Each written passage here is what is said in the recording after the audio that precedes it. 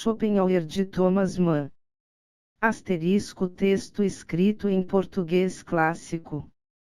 Nossa alegria diante de um sistema metafísico, nossa satisfação em presença de uma construção do pensamento, em que a organização espiritual do mundo se mostra num conjunto lógico, coerente e harmônico, sempre dependem eminentemente da estética, tem a mesma origem que o prazer, que a alta satisfação, sempre serena afinal, que a atividade artística nos proporciona quando cria a ordem e a forma a nos permite abranger com a vista o caos da vida, dando-lhe transparência.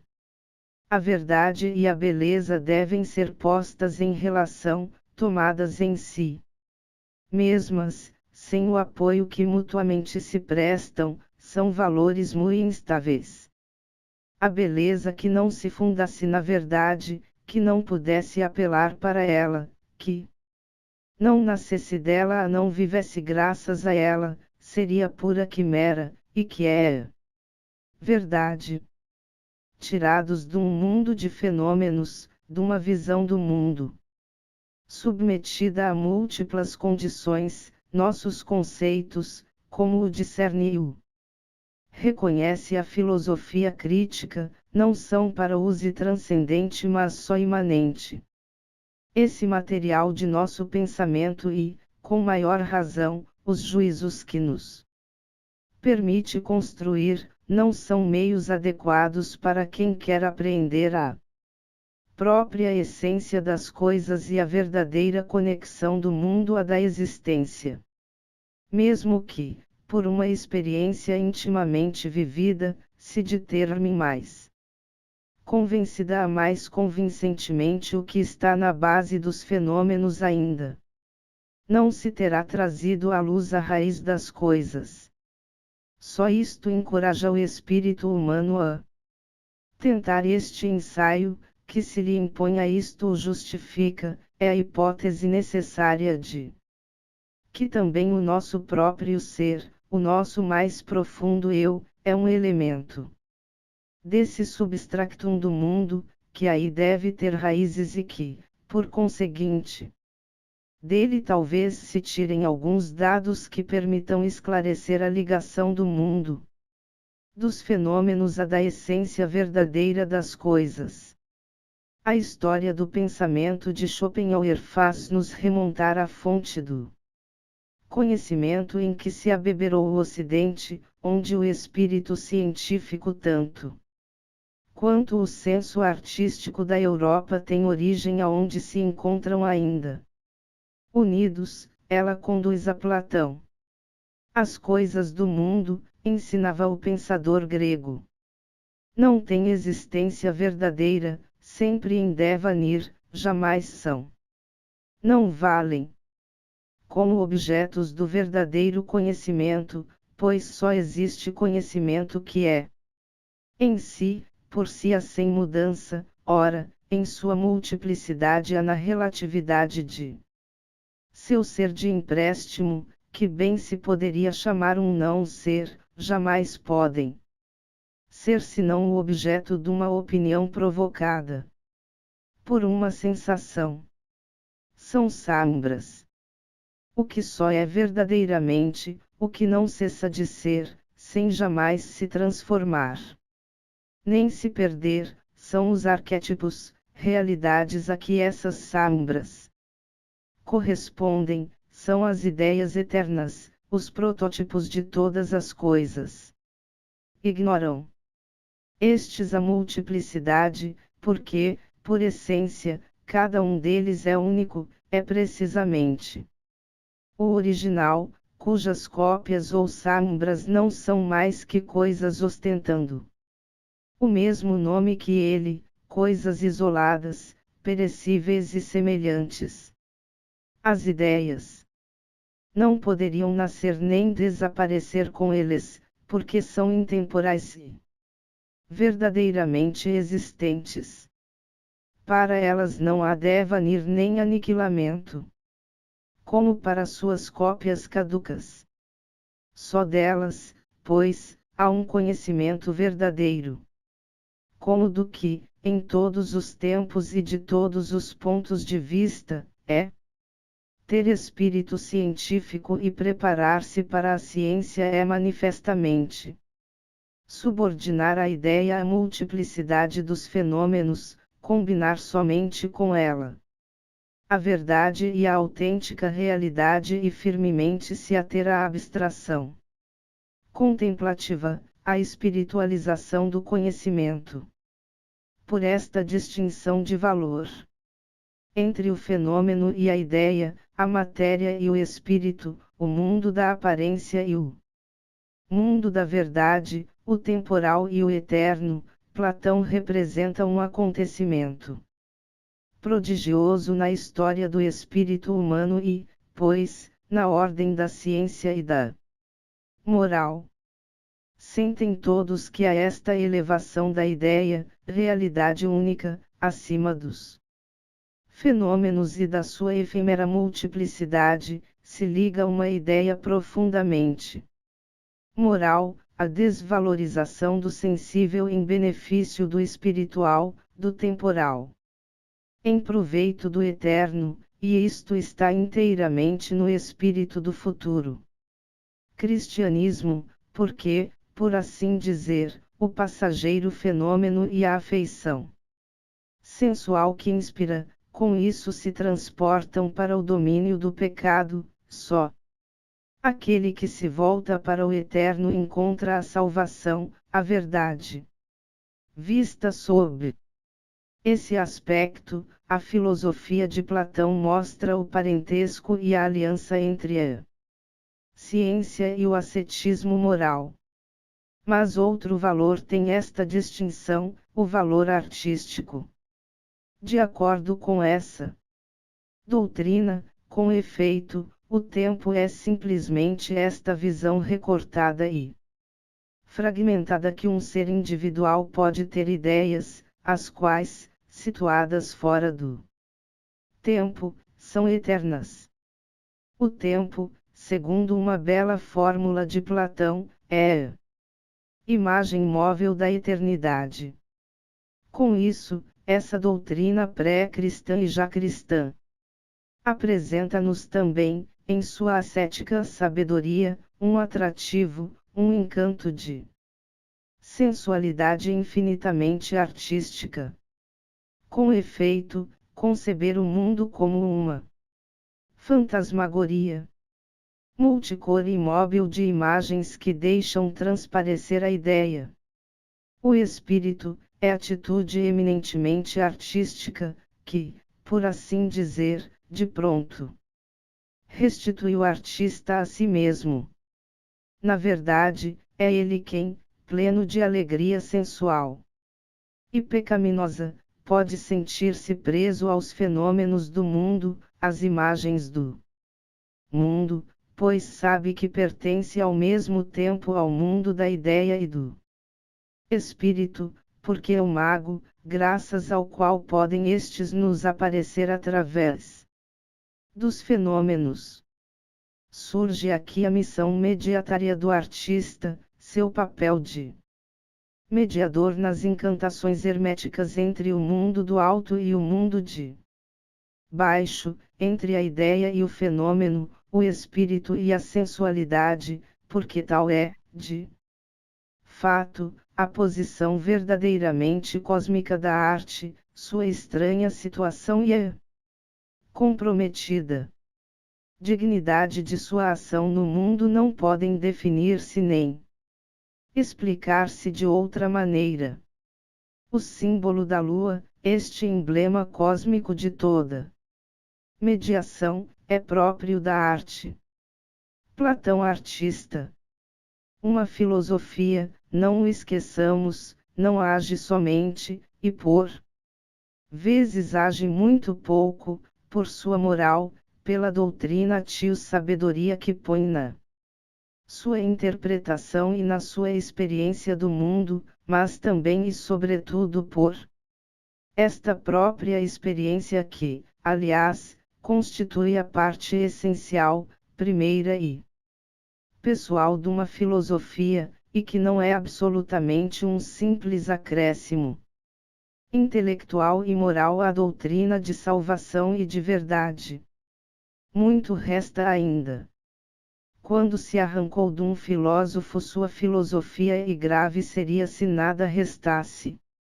Nietzsche, o discípulo de Schopenhauer, que renegou seu mestre em espírito, escreveu sobre ele estes versos: o que ele ensinou não mais existe, o que ele viveu permanece de pé. Contemplai-o, pois. Nada pôde submetê-lo. A doutrina de Schopenhauer, de que falaremos agora, e o dinamismo de sua verdade têm se prestado a tantos abusos como a mensagem de Platão, a qual, não obstante seu ascetismo científico, pôde ser amoedada em valores de arte e especialmente ser explorada por um artista de colossal talento, Ricardo Wagner, de quem talvez tratemos mais tarde. Mas a culpa não cabe certamente ao outro mestre e iniciador de Schopenhauer, aquele que o ajudou a construir seu sistema de pensamento, Kant, puro espírito, cuja natureza tanto o afastava da arte quanto o dispunha à crítica. Immanuel Kant, crítico do conhecimento, que, do domínio da especulação, onde seu voo a extraviara, reconduziu a ponto filosofia para o espírito humano. Tomou-o por objeto de suas investigações e traçou limites à razão. Kant, na segunda metade do século XVIII, ensinava em Königsberg, na Prússia, princípios muito semelhantes aos que 2 milênios antes o pensador ateniense havia exposto. Toda a nossa experiência do mundo, dizia ele, está submetida a 3 leis e condições que são as formas em que necessariamente se elabora todo o nosso conhecimento. Chamam-se tempo, espaço, causalidade. Mas não apreendem o mundo tal como ele pode ser em si e por si, independentemente de nosso esforço por percebê-lo. A coisa em si, atém-se somente à sua aparência fenomenal, porque não são mais que as formas de nosso conhecimento. Nenhuma multiplicidade, nenhuma aparição e desaparição é possível senão por elas 3, elas são, pois, sustentadas unicamente pela aparência e absolutamente nada podem saber da coisa em si, a qual não se poderia de maneira alguma aplicá-las. Isso se estende mesmo até ao nosso próprio eu, conhecemo-lo somente como aparência, não em sua essência. Em outros termos, espaço, tempo, causalidade, são dispositivos de nossa inteligência.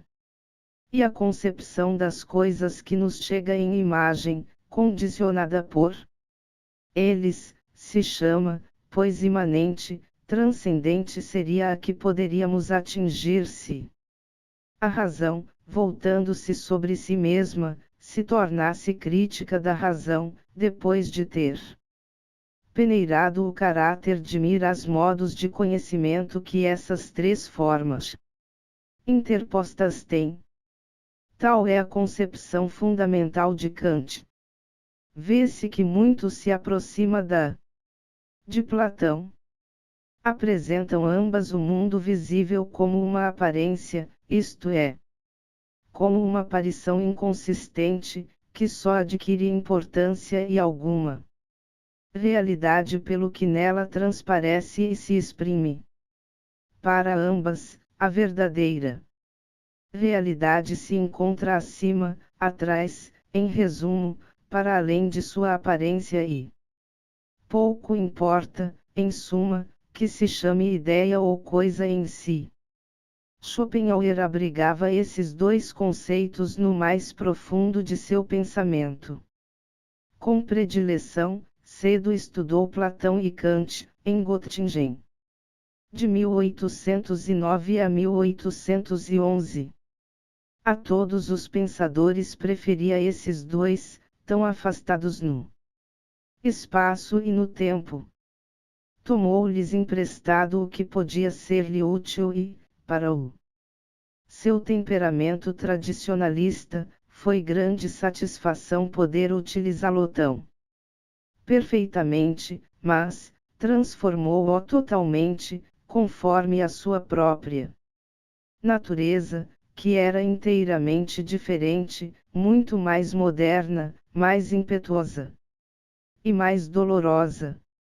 Tomou as ideias e a coisa em si, mas, com esta, ousou temerária tentativa, quase interdita, cuja necessidade, porém, sentia, profundamente. Com o ardor de possante convicção, definiu-a, chamou-a por seu nome. Afirmou posto que após Kant fosse impossível saber qualquer coisa a respeito. Que sabia o que ela é, a vontade.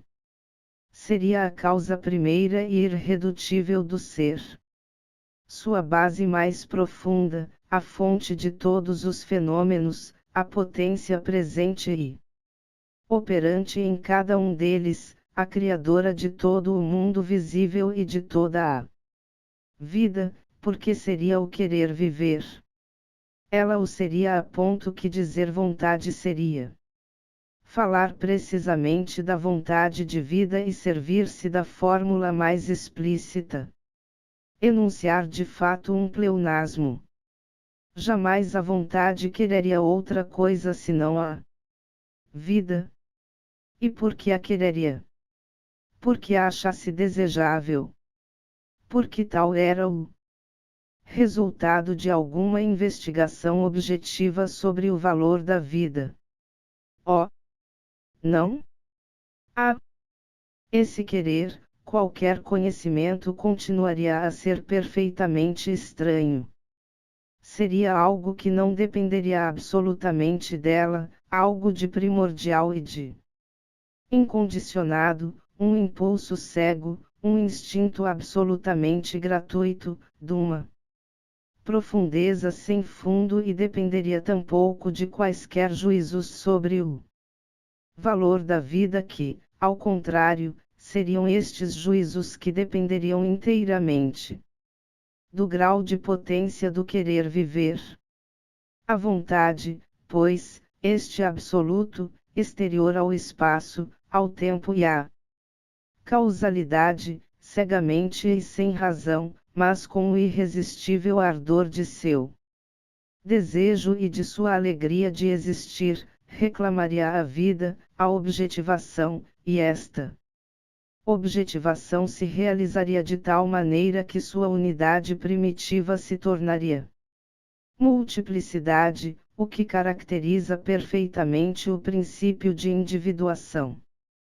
Para saciar seu desejo, a vontade a vida de vida objetivar-se-ia segundo esse princípio, espalhando-se em miríades de parcelas que constituiriam o mundo dos fenômenos, o do espaço e do tempo e, entretanto, até no menor e no mais isolado desses fragmentos permaneceria inteiramente produto e expressão da vontade, sua objetivação no espaço e no tempo. Mas, além disso ainda, seria representação, minha representação, como a tua, a de todo indivíduo e a representação que cada qual faz de si para si, especialmente por meios da inteligência que conhece e que, nos graus superiores de sua objetivação, a vontade criou para torná-la para si, especialmente por meios da inteligência que produziria a vontade, mas, ao inverso, esta que engendraria aquela. Não? Seriam a inteligência, o espírito, a faculdade de conhecer, que constituiriam um elemento primeiro e dominador, seria a vontade, e a inteligência, sua serva. Seria possível o contrário, uma vez que a própria faculdade de conhecer-se liga à objetivação da vontade nos graus superiores e que, sem ela, não teria nenhuma ocasião de se realizar. Num mundo que é inteiramente obra da vontade, do instinto de viver absoluto, gratuito, ignorando razões e juízos de valor, não poderia a inteligência necessariamente pretender senão segundo lugar. A sensibilidade, os nervos, o cérebro, tanto como outras partes do organismo, em particular. Da mesma maneira que o oposto do cérebro, órgão de conhecimento, seu polo contrário, o aparelho sexual, seriam a expressão da vontade num dado momento de sua objetivação e a representação resultante, igualmente destinada a seu serviço, não teria mais seu fim em si, mas constituiria um simples meio, um instrumento, que permitiria à vontade atender a seus fins, exatamente como esses outros órgãos. Essas relações da inteligência e da vontade, essa afirmação de Schopenhauer de que a primeira era apenas o dócil instrumento da segunda implicam muito de cômico e de humilhante angústia, determinam o conteúdo de todas as inclinações e aptidões do homem para se iludir e imaginar que sua vontade recebe instruções e dados da inteligência, ao passo que, segundo o nosso filósofo, é precisamente o contrário, a inteligência, independentemente de sua tarefa, que consiste em projetar um pouco de luz na vizinhança imediata da vontade e em ajudá-la em sua luta pela existência num grau mais elevado, tem por única missão servir de porta-voz à vontade, justificá-la, provê-la de motivos morais, em suma, racionalizar nossos instintos. Era uma apreciação notavelmente pessimista, e, de fato, todos os compêndios nos ensinam que Schopenhauer foi em primeiro lugar o filósofo da vontade e, em segundo lugar, o do pessimismo. Mas, não há primeiro nem segundo, as duas coisas não são mais que uma, e uma foi a segunda, porque foi a outra e ao mesmo tempo, ele foi necessariamente pessimista, porque era o filósofo e o psicólogo da vontade. Se a encaramos como o oposto da satisfação beata, a vontade é em si mesma uma infelicidade fundamental, é insatisfação. Esforço em vista de algo, inteligência, sede ardente, cobiça, desejo, sofrimento. E um mundo da vontade outra coisa não pode ser senão o mundo do sofrimento. Objetivando-se em tudo que existe, a vontade espia no mundo físico sua alegria metafísica e a espia no sentido próprio da palavra, espia da maneira mais terrível no mundo que ela criou e que, sendo o mundo do desejo e do tormento, se revela sinistro. É que, tornando-se mundo segundo o princípio de individuação, pela sua fragmentação na multiplicidade, a vontade esquece a unidade primitiva e, embora, não obstante todo o seu esmigalhamento, continue una, torna-se uma vontade que está milhões de vezes em luta consigo mesma, que se combate e se desconhece a si própria, que, em cada uma de suas manifestações, procura seu bem-estar, seu lugar ao sol, a expensas de outra e, ainda mais, a expensas de todas as outras, não cessando, pois, de morder a própria carne, como aquele habitante do Tártaro que Avidamente se devorava a si mesmo. É preciso compreender isso literalmente. As ideias de Platão adquirem, em Schopenhauer, uma voracidade incurável. Porque, graus atingidos pela vontade que se objetiva, disputam uma a outra a matéria, o espaço, o tempo. Deve o mundo vegetal servir de alimento ao mundo animal e cada animal, por sua vez, de presa e alimento a outro, e assim. A vontade de vida não cessa de se devorar a si mesma. O homem, enfim, considera o todo como criado para seu uso e contribui por seu lado para assinalar com a mais espantosa evidência o horror do combate de todos contra todos, o auto-estraçalhamento da vontade, segundo a máxima Homo hominis lupus.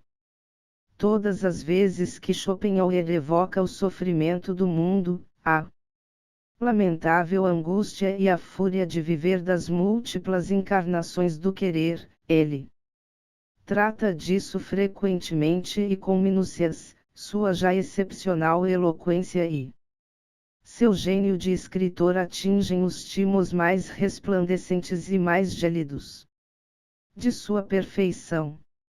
Fala com uma veemência decidida, com o cunho da experiência, no tom de quem sabe, de quem com isso se aterroriza e é arrebatado pela sua verdade potente. Há em certas páginas uma zombaria sarcástica que ele lança à vida, o olhar fascante, os lábios apertados, mesclando-a com citações gregas e latinas, cheio de piedade e sem piedade. Ata ao pelourinho a miséria do mundo, lavra o respectivo certificado, faz-lhe conta e presta-lhe contas, aliás, muito longe de esmagar tanto como se deveria esperar de tal precisão e de tão sombrio talento de expressão, ao contrário. Enche de satisfação estranhamente profunda pelo protesto do espírito pela revolta humana, que aí se revela num contido tremor de voz. Este é satisfação. Todos as experimentam, porque, quando esse homem, ao mesmo tempo, espírito que ajuiza e grande escritor, fala do sofrimento do mundo em geral. Fala também do teu e do meu sofrimento, e nós regozijamos por nos sentirmos vingados pelo verbo grandioso. Miséria, aflição, preocupação de conservar a vida, primeiro, depois, quando estas foram penosamente banidas, instinto sexual, dor de amar, ciúme, inveja, ódio, angústia, ambição, avareza, cupidez, doença e assim, inesgotavelmente, todos os males oriundos da contradição interna da vontade surgem da boceta de Pandora. E que resta no fundo? A esperança. Oh! Não, o tédio. Porque todas as existências humanas se balançam entre a dor ao tédio. A dor é o elemento positivo, a alegria não é. Mais que sua interrupção, um elemento negativo pois, e logo se transforma em tédio da mesma forma que a dominante, a que cabe o desenvolvimento sinuoso da melodia, ou a harmonia, na qual se introduz a desarmonia, se as prolongássemos sem interrupção, provocariam insuportável tédio. Felicidades positivas. Há algumas. Mas, comparadas ao longo tormento de nossa cobiça, ao infinito de nossas exigências, são curtas e mesquinhas e, para um desejo satisfeito, 10 ao menos restam insatisfeitos. Aliás, é só aparente a satisfação. Porque, apenas atendido, um desejo cede o lugar a outro, o primeiro é um erro reconhecido, o seguinte um erro que não foi ainda. Nenhuma satisfação do querer que atinge seu objeto pode durar, semelha à esmola que, dada ao mendigo, prolonga sua lamentável existência de hoje para amanhã. A felicidade seria o repouso. Mas este é precisamente incompatível com a vontade. Perseguir, evitar, recear a infelicidade, procurar avidamente o gozo, tudo se assemelha à inquietude causada pelas exigências sempre lineares da vontade enche e agita sem demora a consciência e, assim, o sujeito que sempre quer já sob a roda de Ixion, enche incansavelmente o tonel das Danaides. É Tântalo e a sua sede eterna. Contudo, pode-se salvar o mundo da miséria, do erro, do engano e da penitência que é a vida, e a salvação está ao alcance do homem, que realiza a mais alta e a mais evoluída objetivação da vontade, mas também, por esta mesma razão, a mais capaz de sofrer e a mais rica de sofrimento. Crê-se que isso possa ser a morte. Muito falta para tal. A morte pertence inteiramente ao domínio dos fenômenos e do empírico, à esfera da multiplicidade e da mudança, nenhum contacto tem com a realidade transcendente e verdadeira. O que morre conosco é unicamente a individuação, a vontade, que é vontade de viver e forma o núcleo de nosso ser, não é sequer atingida por ela. Tão demoradamente quanto se afirma a si mesma, poderá sempre encontrar os caminhos que dão acesso à vida.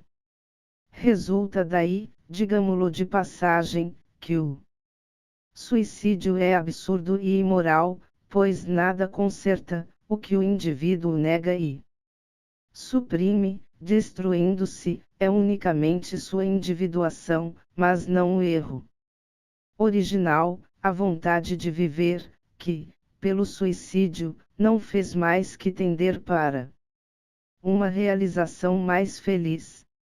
A salvação, pois, de maneira alguma se chama morte, liga-se a condição muito diferente. Ninguém imagina a que mediador devemos eventualmente esta bênção.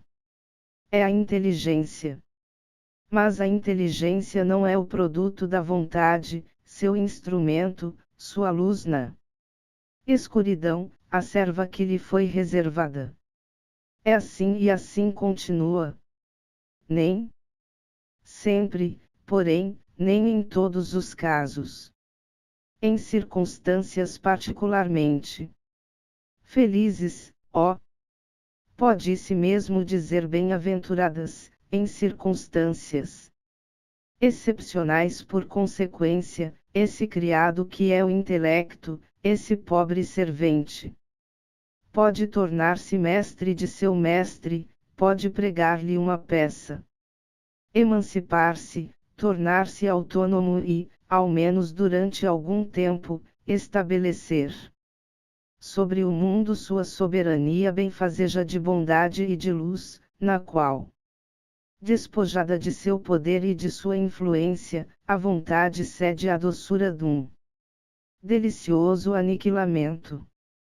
Ao uni-estado em que esse milagre se realiza, o conhecimento se separa violentamente da vontade, o sujeito deixa de ser um simples indivíduo, tornando-se, puro e sem vontade, o sujeito do conhecimento.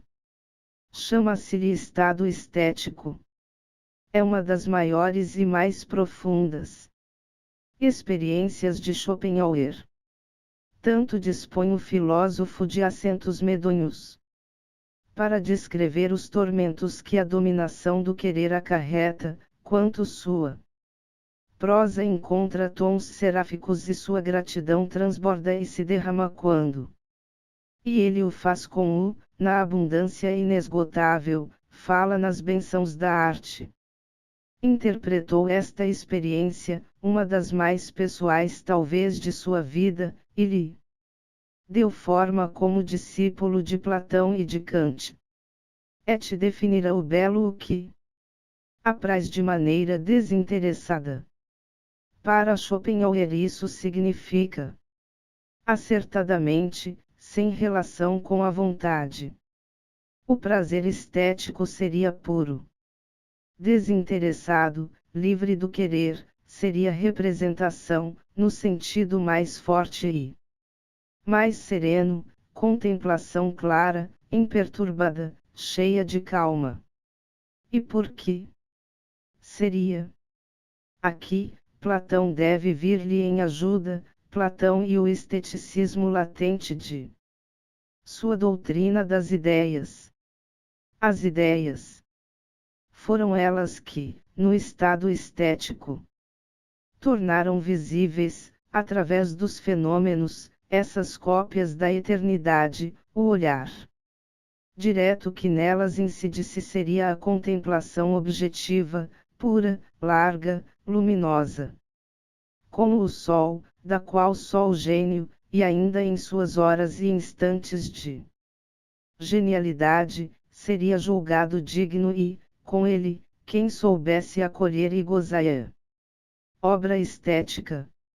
Apoio que vê longe, o Deus das Musas, é um Deus do afastamento e da distância, não é o da confusão, das patos e da patologia, nem do sofrimento, mas da liberdade, um Deus objetivo, o Deus da ironia.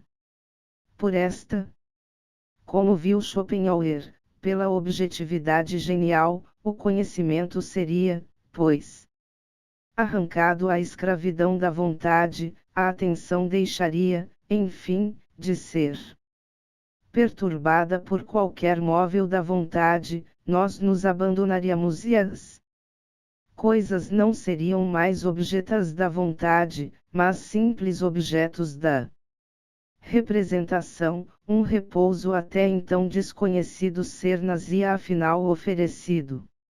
Estamos perfeitamente Bera. Escreve a nosso autor. É o estado sem dor que Epicuro celebrava como o maior dos bens e como condição dos deuses. Nesse instante, nós nos libertamos da necessidade desprezível de querer, celebramos o sábado dos trabalhos forçados da vontade, a roda de Ishion para. Palavras célebres, tantas vezes citadas. Zero belo e o alívio imenso que o contemplá-lo proporciona arrancaram-nas a essa alma amarga e atormentada. Serão verdadeiras. Mas que é a verdade? Uma experiência vivida que encontra tais palavras é verdadeira, justificar-se pela força do sentimento. Dever-se-ia crer, talvez, que essas palavras de um reconhecimento total e ilimitado foram escritas para caracterizar uma felicidade relativa e que seria ainda puramente negativa. Porque, de maneira geral, a felicidade, simples suspensão de uma tortura, é negativa, e não é de outro modo para quem procura a contemplação estética das ideias, para a objetividade que acalma o querer, como o provam, aliás, sem dúvida possível, as imagens que essa felicidade inspira a Schopenhauer. Também só é efêmera, provisória. Zero estado de artista, julgava ele, a parada. Diante de uma imagem iluminada pela ideia, não representaria a salvação definitiva.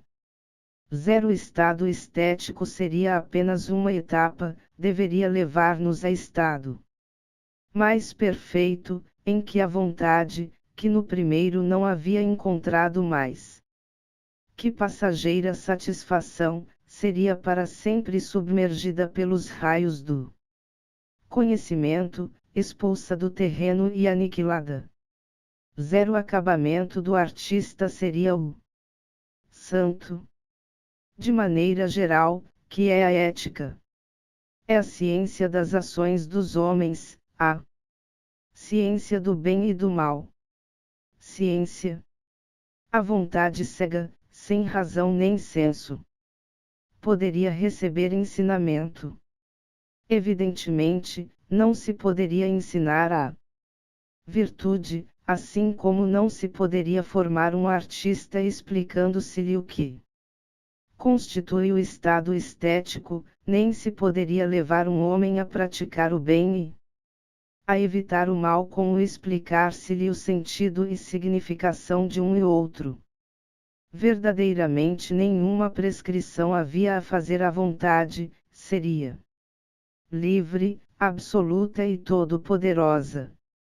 A liberdade encontrar-se-ia mesmo unicamente nela, existiria exclusivamente no transcendente, jamais no empírico. Na objetivação da vontade, que repousaria no espaço, no tempo e na causalidade, no mundo. Aqui, tudo estaria submetido à inflexível causalidade. Ligado e determinado como causa e efeito, a liberdade encontrar-se-ia para além das aparências fenomenais, como a vontade, mas lá estaria presente e com poder absoluto, lá estaria a liberdade da vontade. Como acontece frequentemente, a sã razão humana enganava-se inteiramente quanto à liberdade, que não estaria no ato, mas no ser, não no operare, mas no esse, no ato, é verdade, reinariam, pois, inelutavelmente a necessidade e o determinismo, mas o ser continuaria originalmente e metafisicamente livre. Certo, o homem que tivesse cometido um ato culposo deveria necessariamente, na qualidade de caráter empírico, sob a influência de móveis determinados, agir assim, mas teria podido ser outro, e mesmo o zero remorso, a angústia da consciência visariam o ser, não o ato. Cruel e duro pensamento, insultante, desapiedado, arrogante. Aceitá-lo repugna ao nosso sentimento, e eis que nosso sentimento apela para a sua mística. A verdade mística, na qual se funda, longe de deixar cair no ouvido o par de conceitos culpa-mérito, ao contrário, equivale a espantoso aprofundamento. Por isso, é verdade, ambos escapam à esfera moral, concebida em estreito sentido. Mas os espíritos aristocráticos, precisamente os que não faziam grande caso da justiça, sempre se inclinarão a privar a moralidade da culpa e do mérito. Goethe fala complacentemente de méritos inatos, o que é uma reunião de palavras deveras absurda do duplo ponto de vista da lógica e de moral. Porque o mérito é inteiramente e por natureza um conceito moral, e o que é inato, como a beleza, a inteligência, a distinção, o talento, ou conferindo-lhe o valor do destino, a felicidade, nada disso logicamente pode ser mérito. Para que aqui se pudesse falar de mérito, fora preciso que tudo isso fosse resultado de livre escolha, a expressão de uma vontade colocada ante os fenômenos, e é precisamente o que Schopenhauer afirma quando declara, com dureza aristocrática, que, feliz ou infeliz, cada um sempre recebe apenas o que lhe é devido. Mas a aristocrática aceitação da injustiça e da diversidade no destino dos homens não demora a se resolverem. Uma igualdade, a mais determinada e a mais democrática de toda.s, pelo simples fato de que o raciocínio reduz a desigualdade e a diferença e mesmo a disparidade a uma ilusão. Para designar esta ilusão, serve-se Schopenhauer de um nome emprestado à sabedoria hindu, que ele admira muito, dada a concordância dela com a sua própria visão do mundo, chama ao véu de meia. Mas já muito antes, segundo o costume dos sábios ocidentais, tinha-se expressado em latim, esta grande ilusão que representa a injusta desigualdade das fortunas, dos caracteres, das situações e dos destinos repousa no principium individuationis. Diferença e injustiça não são mais do que as consequências que a multiplicidade no seio do tempo e do espaço implica. Mas aquela que não é mais que aparência, é a representação que nós, seres individuais, graças à organização de nossa inteligência, podemos ter de um mundo que, em sua vera realidade, é a objetivação da vontade de viver una e única no todo e nas partes, em mim e em ti. Mas aquilo, o indivíduo, que tem o sentimento de sua unicidade em face do mundo, não o reconhece. E como poderia reconhecê-lo se as condições de seu conhecimento, o véu de Maia, que envolve seu olhar e o mundo, o impedem de contemplar a verdade? Não? Vê ele a essência das coisas, que é una, mas suas aparências fenomenais, separadas, diferentes, e mais ainda, opostas, alegria e tormento, carrasco e vítima, vida contente aqui, e ali lamentável. Dás assim a um, especialmente por tua própria conta, e repudias ao outro, sobretudo no que te diz respeito. A vontade, que é tua origem e tua essência, faz-te aspirar à felicidade, às alegrias e aos prazeres da vida, estendes para ela as mãos, aperta-as com força contra teu peito, e esquece-te de que, admitindo assim a vontade, admites também todos os tormentos do mundo e os apertas contra ti. Zero que, ao mesmo tempo, tu fezes de mal, o mal que cometes, tua revolta contra a injustiça da vida, e também a inveja, a aspiração e o desejo, a tua cobiça do mundo, tudo isso provém da ilusão da multiplicidade, deste erro, que tu não és o mundo e o mundo não é tu. Sim, tudo isso vem desta diferença entre eu e tu, que não é mais que uma ilusão, a ilusão de Maia. Vem daí igualmente teu medo da morte. A morte não é mais que a supressão de um erro, de um descaminho. Porque cada individuação é um descaminho. Não é mais que o desaparecimento de uma parede imaginária que separa o resto do mundo, o eu, em que tu te achas encerrado. Crês que, a tua morte, este resto do mundo continuará a existir, ao passo que tu, horrível pensamento, não existirás mais. Ora, eu te digo, este mundo, que é tua representação, não será mais. Mas tu, mais exatamente, aquilo que, em ti, teme a morte, que não a quer. Porque a vontade de viver, tu permanecerás, viverás, porque a vontade, que é a tua substância, poderá sempre encontrar o caminho da vida.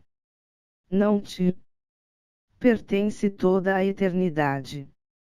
e com a vida, que para esta não é mais que um tempo, quando, na verdade, ela é contínua presença, de novo o tempo te será dado em partilha. A tua vontade está assegurada à vida, com todas as suas alegrias e todos os seus tormentos, durante o tempo que ela a quiser. Melhor seria para ti que ela não a quisesse. Esperando, vives tal qual és. Vês e amas. Honras e desejas, cobiças a imagem que te é estranha, tão outra. Diferente de ti sofres por isso, queres atrair-a a ti, em ti, ser ela.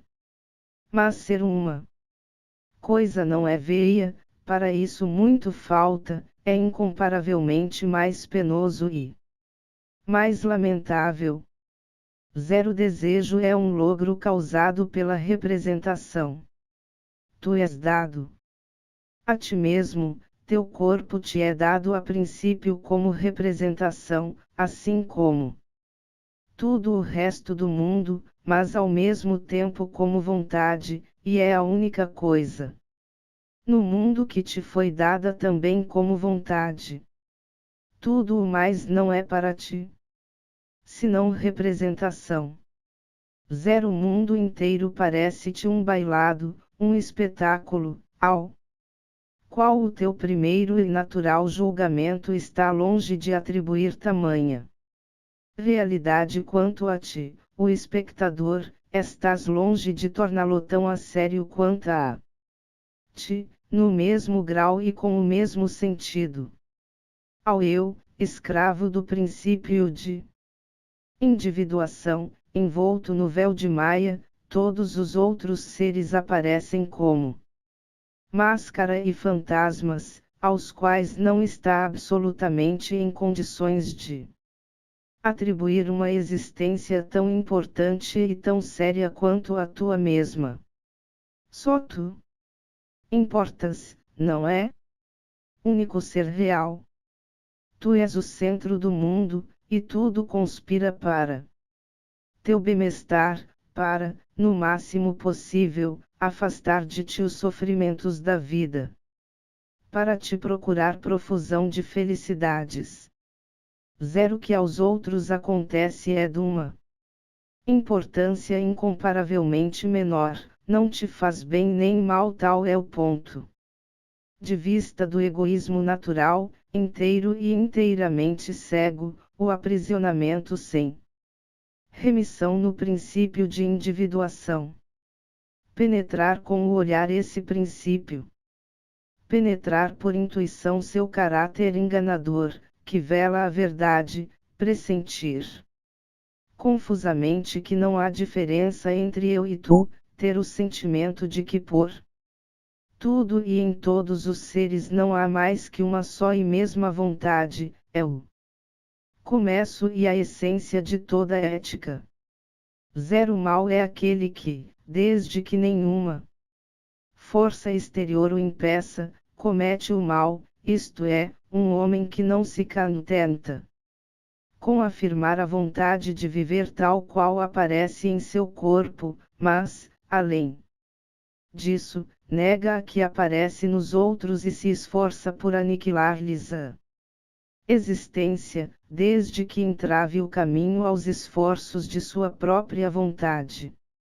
No caráter mau exprime-se uma vontade imperiosa, que ultrapassa a afirmação de seu próprio corpo, mas, sobretudo, uma profunda impotência do conhecimento para se libertar das aparências assim como do princípio de individuação, a ponto de se manter duro como o ferro na diferença que este princípio estabelece entre sua própria pessoa e todas as outras, é precisamente porque considera a essência das outras inteiramente estranha à sua, separada dela por um abismo, e porque nelas não vê, no sentido literal da palavra, mais que máscaras vazias, atribuindo-se, com a mais profunda convicção, a única realidade que exista.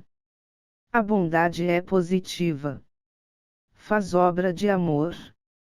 Age, assim, por uma razão que sente profundamente. Se não o fizesse, julgar-se-ia semelhante a um homem que jejuasse hoje a fim de ter amanhã mais do que pode consumir.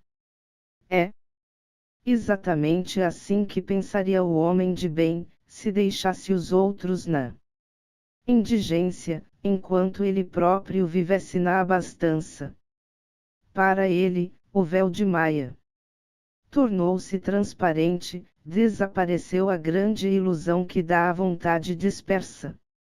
Nos fenômenos a aparência de gozar aqui e sofrer ali, quando é sempre a mesma vontade e o mesmo tormento que ela causa e sofre ao mesmo tempo.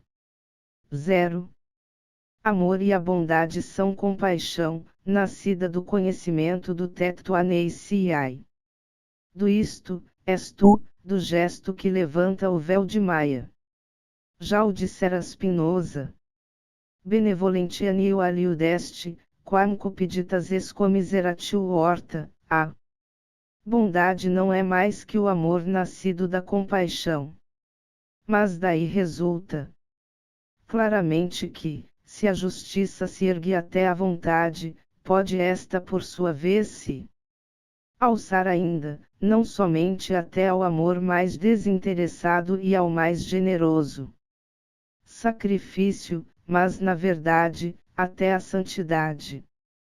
Porque, quando um homem chegou a tal conhecimento do amor, considera o sofrimento de tudo que vive como o seu e se apropria da dor do mundo inteiro.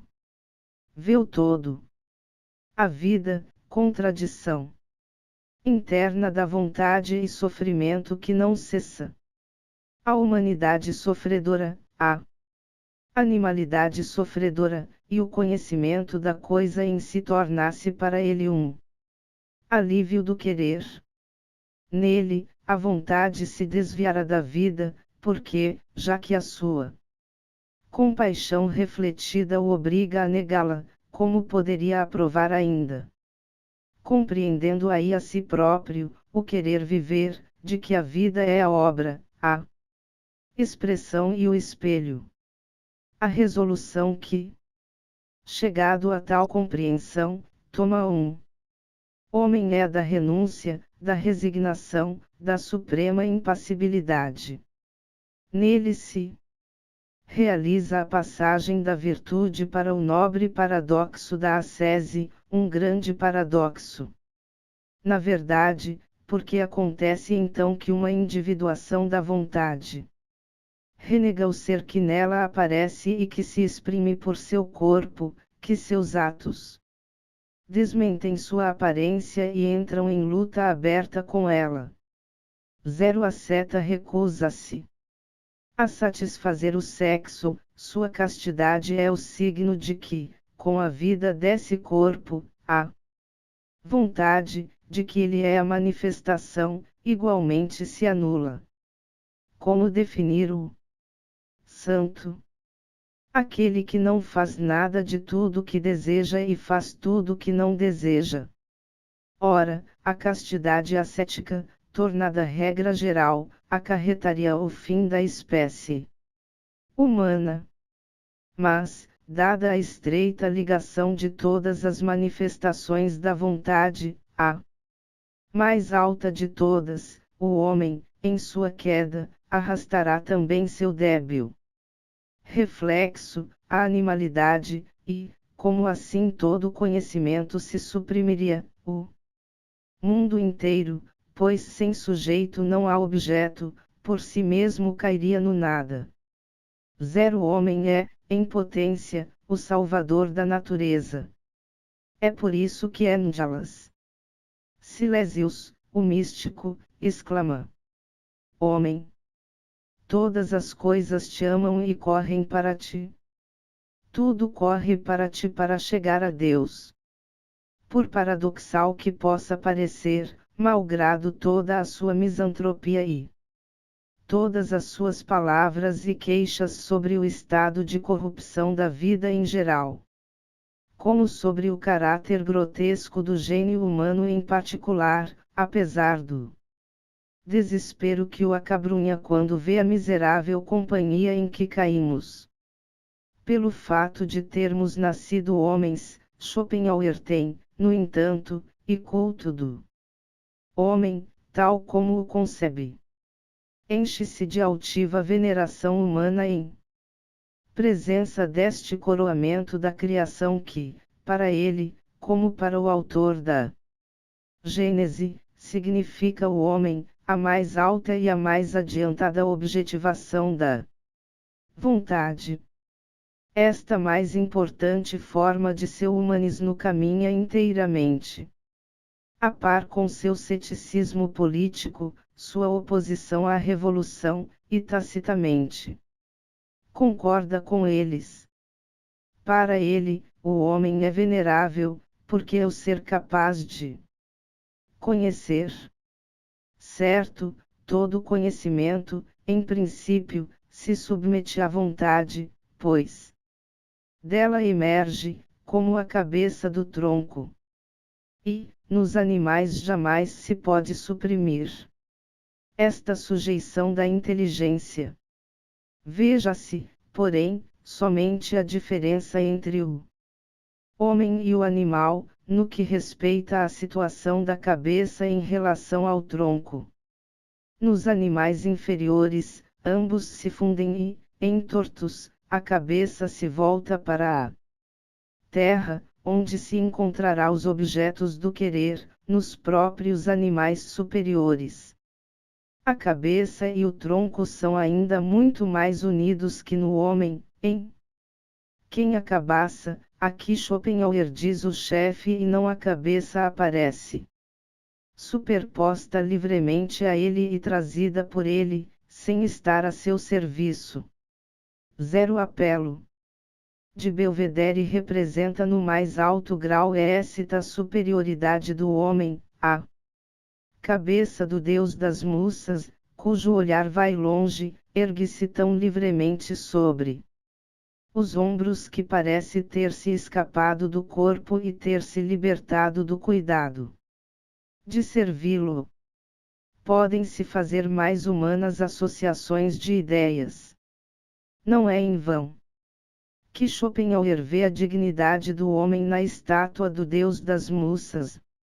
É uma visão profunda e particular, unindo a arte, o conhecimento e a dignidade do sofrimento humano, que se revela nesta imagem, é um humanismo pessimista que, pois o humanismo tem essencialmente a colaboração de um otimismo de retórica, representa qualquer coisa inteiramente nova e, ouso afirmá-lo, uma visão de futuro fecunda no domínio das convicções. No homem, suprema objetivação da vontade, este humanismo é iluminado pelo reais claro conhecimento, mas, à medida que o conhecimento atinge maior nitidez, que a consciência se eleva, também o sofrimento cresce e este, por sua vez, em graus diferentes segundo os indivíduos, é no homem de gênio que se eleva mais alto. Zero que determina a hierarquia é a aptidão para sofrer profundamente, escreveu Nietzsche, seguindo sem reserva e até o fim o aristocratismo do sofrimento de Schopenhauer, doutrina segundo a qual a vocação do homem e do gênio, sua mais alta distinção e seu enobrecimento é o sofrimento. Resultam desta vocação as duas grandes possibilidades que o humanismo de Schopenhauer consigna ao homem, chamam-se arte e santidade. Puramente humana é a possibilidade do estado estético. Contemplação das ideias libertada da vontade, humana e unicamente humana é a possibilidade de uma redenção definitiva, quando a vontade de viver se nega a si mesma para se elevar mais alto que o artista, até a santidade ascética. Ao homem é outorgada a possibilidade da correção, que anula o grande erro e engano do ser, intuição suprema, que lhe ocorre quando chama a si todo o sofrimento do mundo e quando pode conduzi-lo à resignação é a inversão da vontade. Assim, o homem é a esperança secreta do mundo e de todas as criaturas, é para ele que, por assim dizer, todos os seres correm, cheio de confiança, é para ele que todos levam os olhares, como para o seu possível Redentor e Salvador. Concepção de grande beleza mística, em que se exprime um respeito humano pela missão do homem, prevalece sobre a misantropia de Schopenhauer. Sobre todo o seu desgosto dos homens, e os retifica. É o que me importa, a união do pessimismo e do humanismo, a experiência espiritual, que revela a Schopenhauer que se pode admitir a um sem excluir ao outro e que se pode ser pessimista sem necessidade de ser bem-falante ou um lisonjeador da humanidade. Zero que nos põe em guarda, quando tentados a tomar ao pé da letra o humanismo de Schopenhauer é sua concepção apolínea e clássica da vontade. O que, antes, no seu caso, como em tantos outros, nos força a estabelecer distinção entre a opinião e o ser, a não confundir o homem com seus juízos, é seu extremismo, a grotesca dualidade, a contradição interna de sua natureza, que se deve chamar romântica, no sentido mais pitoresco da palavra, e que da esfera de Goethe o afasta muito mais do que poderia ele ter consciência disso. Raramente haverá título mais expressivo, mais exaustivo que o de sua obra-prima, sua obra única no fundo, pois desenvolve seu único pensamento. Porque tudo o mais, tudo o que ele escreveu durante os 72 anos de sua vida, não foram mais que peças de confirmação obstinadamente reunidas. Arrimos de reforço. Zero mundo como vontade e representação, não é somente este pensamento, condensado na fórmula mais curta, é também o homem, o ser humano, a pessoa, a vida, o sofrimento. Nele, os impulsos da vontade, sobretudo os da sexualidade, devem ter sido particularmente fortes e perigosos, torturantes como as imagens mitológicas de que se serve para pintar. A escravidão da vontade, sem dúvida, corresponderão elas underscore à sua violenta necessidade de conhecimento, à sua espiritualidade clara e poderosa, mas opondo-se-lhes de maneira tal que o resultado, caricatural em alto grau, foram a dualidade radical e terrível e o despedaçamento da experiência, o mais profundo desejo de salvação, a negação espiritual da própria vida, a acusação contra seu eu, mau, errado e culpado. Para Schopenhauer, o sexo é o foco da vontade, em sua objetivação corporal o polo oposto ao cérebro, que representa o conhecimento. Se, visivelmente, tivessem as duas esferas um poder que de muito ultrapassasse o médio, os únicos beneficiados seriam a plenitude e a força de sua natureza considerada no totalidade, o que precisamente faz dele um pessimista e um negador do mundo são unicamente as relações entre as duas esferas, sua total oposição, que vai até a hostilidade, que tende à exclusão de uma delas e traz o sofrimento. Essas relações, além disso, não impedem que se chame ao seu pessimismo o produto espiritual da plenitude e da força, mal compreendida. A dualidade de sua natureza, sensível aos antagonismos e aos conflitos, atormentada e violenta, fala sentir o mundo a um tempo como instinto e espírito, paixão e conhecimento, vontade e representação. Como não descobriu ele em sua arte, em seu gênio, a unidade deste mundo? Porque não compreendeu ele que o gênio não é de maneira alguma o silêncio da sensualidade e a ostentação da vontade, de que a arte seria a objetivação pelo espírito, mas a união e a interpenetração das duas esferas, união que encanta mais que, isoladamente, o sexo ou o espírito. 0. Estado de artista, de criador será, nele mesmo, mais que a sensualidade espiritualizada e o espírito tornado genial pelo sexo. Goethe viu e viveu tudo isso muito diferentemente que o pessimista Schopenhauer, de maneira mais feliz, mais sã, mais serena, mais clássica, menos patológica, tomada a palavra não no sentido clínico, mas no espiritual, quero dizer, pois, menos romântica. Para ele, sexo e espírito, a ideia e o amor constituíam o mais poderoso e o mais nobre encanto da vida, e escrevia, porque a vida é o amor. A vida da vícia, é o espírito.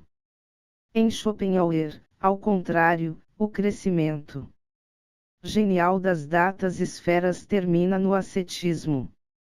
Para ele, o sexo perturba diabolicamente a contemplação pura e o conhecimento renega o sexo, ordenando-lhe, se teu olho te escandaliza, arranca-o. Conceber o conhecimento como a paz da alma, a arte como o apaziguamento, como o estado de contemplação pura, que salva o homem, salvando-se pelo aniquilamento da vontade, e o artista como o esboço do santo, que definitivamente se alforriam da vontade, tal é a ideia de Schopenhauer. Repitamo-lo ainda, na medida em que tende para uma objetividade apolínea, esta concepção do espírito e da arte se encontra com a de Goethe, apresenta caráter clássico. Mas seu extremismo e seu ascetismo são nitidamente românticos. Tomada esta palavra em sentido oposto ao do gosto de Goethe, que conhecemos melhor por suas atitudes a respeito de Kleist. No fundo, é certo, os termos de uma alternativa como clássico e romântico, não calham a Schopenhauer, nenhum nem outro exprime toda sua alma, que não é contemporânea dos homens para os quais esses conceitos opostos representavam ainda um papel. Está muito mais perto de nós que os espíritos que se preocupavam com esta diferença e se classificavam segundo ela, a forma de espírito de Schopenhauer, a sensibilidade e o ardor excessivos de seu gênio, cujo dualismo é caricatural, são menos românticos que modernos. Desejaria dizer muito com esta designação, mas relacionando-a totalmente com uma alma moderna, cujo calvário só é bastante visível neste século entre Goethe e Nietzsche. Desse ponto de vista, Schopenhauer toma lugar entre um e outro, mais moderno, mais doloroso, mais complicado que Goethe, mas muito mais clássicos, mais robusto, mais são que Nietzsche. Ele operou a transição, pode-se, pois, deduzir daí que o otimismo e o pessimismo, a afirmação ou a negação da vida nada tem a ver com a saúde e a doença. A saúde e a doença, se as considerarmos como juízo de valor, só com muita precaução podem ser aplicadas à espiritualidade humana, porque são conceitos biológicos e a natureza do homem não se reduz ao biológico. Schopenhauer, psicólogo da vontade, é o pai de toda a psicologia moderna, dele se vai, pelo radicalismo psicológico de Nietzsche, em linha reta, a Freud, assim como aqueles que concluíram sua psicologia do inconsciente e a aplicaram às ciências do espírito. O anti-intelectualismo e o anti-socratismo de Nietzsche não são mais que a afirmação filosófica e a glorificação do primado da vontade, descoberta por Schopenhauer e da intuição pessimista, que o fez designar um lugar secundário à inteligência, serva da vontade. Esta intuição, esta verificação, que não é precisamente humana no sentido clássico, de que a inteligência está simplesmente às ordens da vontade, para prover-a de motivos, frequentemente muito pouco fundados e falaciosos para racionalizar os instintos, contém uma psicologia cética e pessimista, uma ciência da alma impiedosamente lúcida que não somente preparou os caminhos ao que chamamos psicanálise, como já é esta própria psicanálise. No fundo, toda psicologia desmascara, é o olhar penetrante, irônico do naturalista, que penetra as relações enganadoras do espírito e do instinto. Isso corresponde perfeitamente à conivência mística da natureza nas afinidades eletivas, em que Goethe. Faz Eduardo dizer, já enamorado, após seu primeiro encontro com Odila, ela tem muito espírito, e sua mulher lhe responde, muito espírito. Mas ela não abriu a boca. Schopenhauer, por certo, gostou desta passagem. É uma amável ilustração, ainda classicamente serena, da frase em que declara que a gente não quer uma coisa porque a reconhece boa, mas que se julga boa porque se quer. A verdadeira razão que nos faz hoje retomar Schopenhauer e examinar sua concepção do mundo, o motivo que nos leva a evocar sua fisionomia espiritual, com tudo que ela lembra, diante de uma geração que não sabe grande coisa dele, são as relações do pessimismo e da humanidade. É o desejo de transmitir aos homens do tempo presente, nos quais o sentimento de humanidade atravessa grave crise, a experiência pessoal da união particular, contraída pela melancolia e pela altivez do homem nesta filosofia. 0. Pessimismo de Schopenhauer é sua humanidade. Sua explicação do mundo pela vontade, sua intuição da onipotência dos instintos, o rebaixamento da razão outrora divina, do espírito, da inteligência, reduzida a não ser mais que o instrumento da vida que quer afirmar-se, tudo isso é anticlássico e, em essência, inumano. Mas sua humanidade, sua espiritualidade residem precisamente no matiz pessimista de sua doutrina, que o leva a renegar o mundo e a pregar um ideal ascético, no fato de que esse grande escritor, versado em sofrimento, cuja prosa é a da grande época de nossa civilização humanista, tirou o homem do elemento biológico e da natureza, fez de sua alma, que sente e conhece, o teatro da inversão do querer e viu nele o Salvador possível de todas as criaturas. Em seu primeiro terço, o século XIX foi uma reação total contra o racionalismo e o intelectualismo clássicos, comprovou-se numa admiração do inconsciente, numa glorificação de instinto, que julgava dever à vida e que somente preparou assaz, para os instintos maus, dias felizes. Frequentemente, o pessimismo consciente se mudou então em prazer de prejudicar o reconhecimento de verdades amargas pelo espírita, transformou-se em ódio e em despreza do próprio espírito e, sem a menor generosidade a seu respeito, a gente se pôs do lado da vida, isto é, do lado do mais forte, porque, se uma coisa é certa e provada, é exatamente esse fato de nada ter a vida a temer do espírito e do conhecimento, e que, na terra, o espírito, não a vida, tem o mínimo de força e a maior necessidade de proteção. Mas a própria anti-humanidade atual é, afinal, uma experiência humana, uma resposta unilateral aos eternos problemas da essência e destino do homem. Visivelmente, ela precisa de um corretivo que restabeleça o equilíbrio, e eu creio que a filosofia evocada aqui pode hoje prestar bons serviços. Chamei Schopenhauer de moderno, deveria ter dito futuro.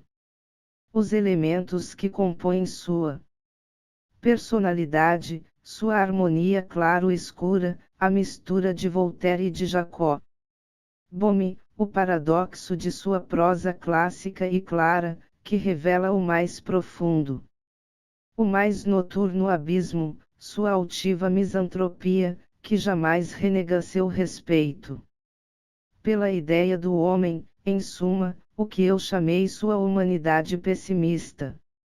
Aparece-me rico de futuro e promete talvez, a sua construção teórica, que esteve na moda e foi célebre, caindo depois em semi-esquecimento, uma ação nova, profunda e fecunda, sobre os homens. Sua sensualidade espiritual, sua doutrina, que era a vida, segundo a qual conhecimento, pensamento, filosofia não são apenas ocupação de cabeça, mas do homem inteiro, coração e sentidos, corpo e alma, em uma palavra, o que dele faz um artista, tudo isso pode ajudar a produzir-se uma humanidade que ultrapassa a aridez da razão e deificação do instinto. Porque sempre, companheiro do homem na jornada que penosamente o conduz a si mesmo, a arte atinge primeiro o objetivo. Cultrux, os melhores livros da internet. www.cultrux.com.br